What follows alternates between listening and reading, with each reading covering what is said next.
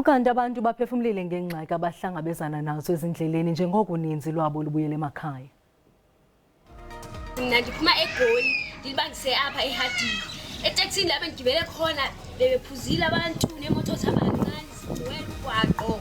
Ugcwele nje kuphithizela.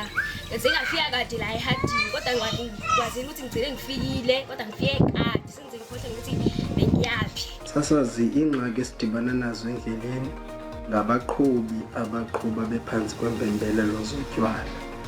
Iyasibetha kakhulu loo nto ezindleleni. Uthi wena uqhuba usobha uyithobela imithetho yendlela kube khona umuntu ozothi qe engayithobeli imithetho yendlela azotshayisa imoto yakho.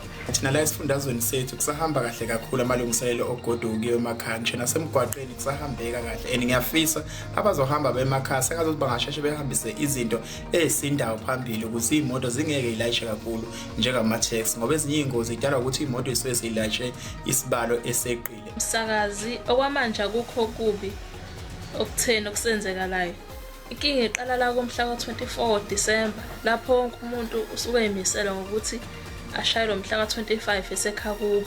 Kusakhuselekile kukwangoko akavakali izindaba zintsha zitheni zingathangani-ke. Wangeke uThixo ngaqhubeka nokubakhusela abantu bethu abasezindleleni neemoto zikhuseleke.